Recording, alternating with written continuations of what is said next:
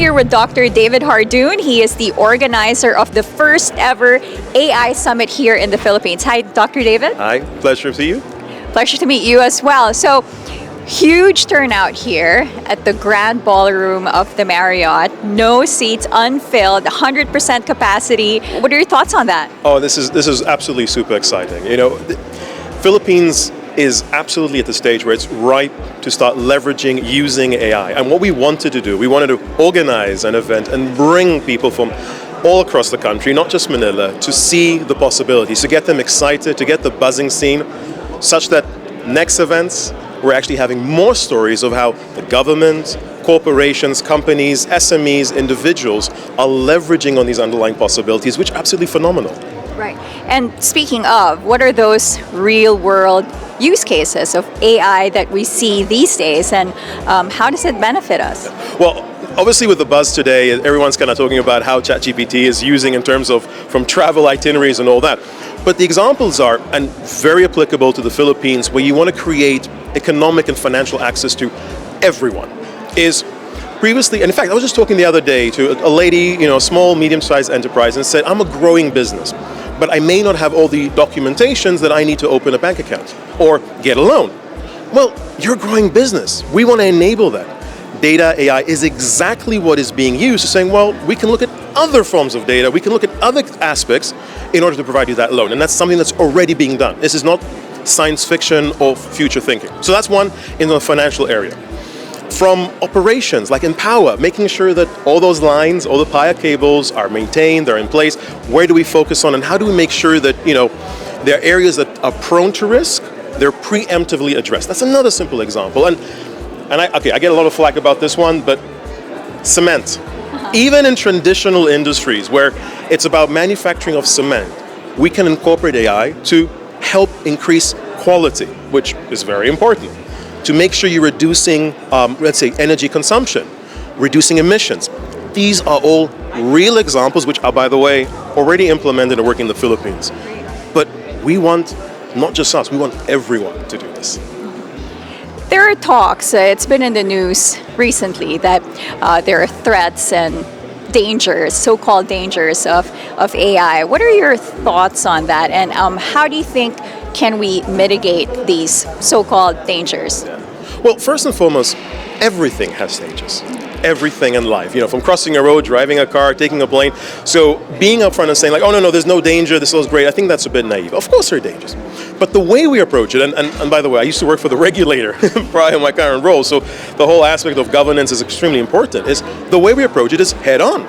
We understand what we're doing, we understand the context associated, we have an open mind to, we learn and identify potential risks and we mitigate them.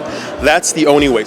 At CoinGeek, we do blockchain news primarily. What are your thoughts on integrating AI and blockchain? Oh, I actually get this question quite a bit. And I always smile because if I oversimplify it, and I apologize sometimes to the folks who are obviously, and I get very excited about blockchain, but if I oversimplify it, blockchain is data. It's a form of data that provides auditability, governance, speaking about risk management and so forth. And AI, what is AI? AI is an extraordinary capability to leverage, use, and extract knowledge out of information, out of data. The two go hand in hand in terms of yield maximization from fields. Now imagine you apply that together with a blockchain. So now you're not only maximizing yield, but now you also have a knowledge of which farm it came from, how it went down the supply chain, who is buying it. You see, it's combining the possibilities together. Right. Great. Well, thank you so much for speaking to us this afternoon. No, my pleasure. Thank you very much. I'm here with Dr. Adrienne Heinrich. She's the head of the AI and Innovation Center of Excellence at the Aboitiz Data Innovation. And right now we are at the very first AI Summit in the Philippines. Tell us what your panel discussion was about. Tell us more about that. Yeah, it was about the future of smart cities and the role that AI would play in the smart cities. And actually something that came out very strongly and that the panelists and I clicked on immediately was that we need to rethink education. How we upskill, because upskilling will be necessary, right, for the future of smart cities and where AI will play a more dominant role in our lives. The workforce will change. So we also need to change actually how we educate the people and make sure that everyone can reap its benefits. Because in the Philippines, there is such an immense potential that's, I think, still hidden that we can unlock with better education and upskilling the workforce. Because this country is definitely innovation hungry.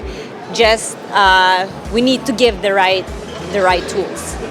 Do you think the Filipino workforce is ready for this upskilling? And do you think the Philippines have enough resources to implement this? Yeah, actually that's a very good question. The technological advances in AI, they come super fast, right? At a very high rate.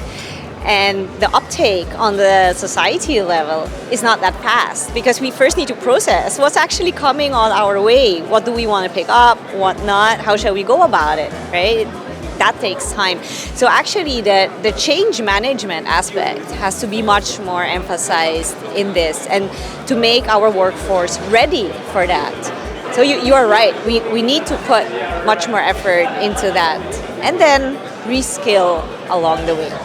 So it looks like you've been working in the tech industry for quite some time, and you said your experience in Europe as well. How do you see AI being integrated with blockchain when it comes to use cases? Have you seen it being done perhaps in Europe and maybe could be done in the Philippines as well? What are your thoughts on that? I think they can both also come in interplay with each other. Like with blockchain, you can enable more of democratized services and also offer AI via these services. With blockchain, you can ensure that security is there on your data.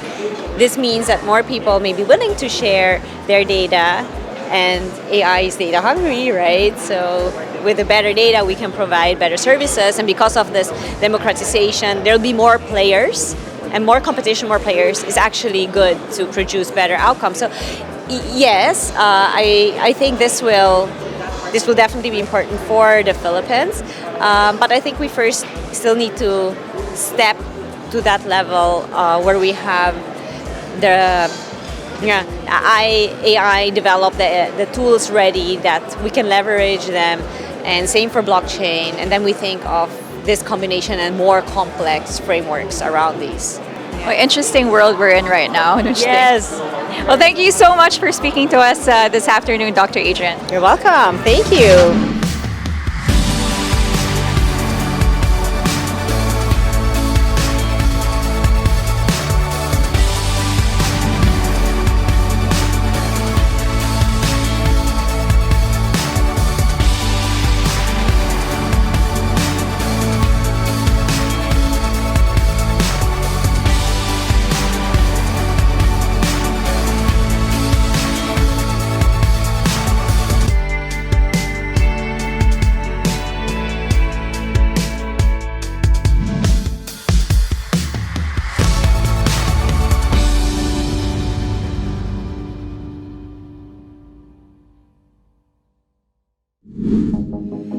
Bitcoin mining, Bitcoin wallet, blockchain, stablecoins, MetaNet, the evolution of money.